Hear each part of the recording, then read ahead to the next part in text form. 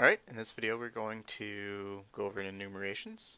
So let's go ahead and get started. The first thing you're going to need is the keyword enum to signify you're creating a enumeration. And then let's do days of the week. And then you just do curly bracket. And then each named object inside of an enum you're going to want a case for. And we'll want one for Monday, one for Tuesday, and you can do it line by line like this, or you can do case Thursday, Friday, Saturday, Sunday, all in one line like that. So we could clean this up and just come back up here, Tuesday, Wednesday, Thursday, Friday, Saturday, Sunday. And just like that you have your first enum. So now to use an enum with a variable, we're going to put var today equals days of the week, and you put a period, and we're going to do Monday. Great. And now, if you, I think it's an option click, you can see that we have a declaration of today, and we have days of the week. And if you want to change today, since you've already declared it once as a day of the week enum, you can go ahead and change it with just a dot Tuesday.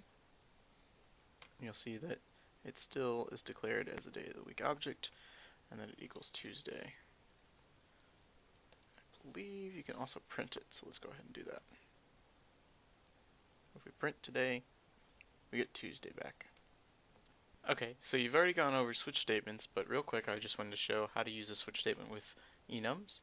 So I've gone ahead and redefined today to be Wednesday, and then in the switch statement I threw together real quick, you have three cases if it's Monday, Wednesday, or Friday, and each one prints off something different, or the default.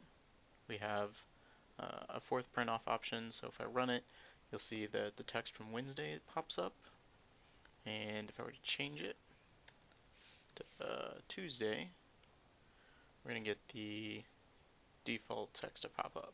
The next thing I want to go over is iterating over your enums, and to do that, your enum needs to conform to case iterable. Before we dive too far into conforming to another class, just know this is how you would conform to case iterable. And I've gone ahead and set up a new object here that is all of the cases count. So this is just an integer, which is the total count. So now when I print, I can get how many days of the week are in the enum. And then I've set up another for loop here, and if we go through the for loop, we're grabbing each day from all of the cases in the days of the week, and then I'm printing the day. And so if we do that, you'll see that it prints each case through the entire loop. Now if we were to try to do this without conforming to the case iterable, you're going to get an error. So make sure you grab that when you're setting up.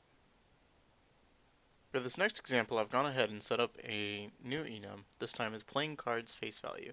So if you think of a typical 52 card deck, one suit has an ace through a king. What we want to do is set in a raw value for each object, and to do this we're going to go ahead and declare that all of these are going to be integers. We're going to set the raw value of an ace to 1, and it's going to go ahead and increment that by 1 for each case. So now when we go to print a playing card ace, and this time we're going to call raw value, you'll see that it prints 1. Let's go ahead and change this to 20. And this time you'll see that it prints 20. And if we change this to 4, fourth case, you'll see that it prints 23. So 20, 21, 22, 23. We switch this back to 1. If we want to set a variable called card value to be a playing card's face value that has a raw value of 3, we can print the card value, but this time we're going to force unwrap it because there's an optional. Let's change this to 5. We're going to force unwrapping it here because we could put a value here that is not one of the cases. So if we were to go to 20, with our original case being 1, now we have an unexpected found nil while unwrapping an optional. So you don't want to follow this pattern without accounting for the chance that it could be nil. To handle a nil value, if we do a if let card value equal a playing card's face value, and it's a raw value of 20, let's say, like we had, we can print using our optional follow through cases here. We're going to print card value. We don't need to force unwrap it, or we have our else statement, and we can print if the raw value is one that does not exist, and we'll just say raw value is invalid. And now when we run to here, now we get that the raw value is invalid, or if we replace the 20 with a 5, we should get that the raw value is 5. And that's all we have to cover for enums. There's plenty more that you can do with enums in Swift, however, we don't need to cover it for this class. Make sure you've read through the Swiftbook section on enums, and then go ahead and jump into the next video, which should be on structs and classes.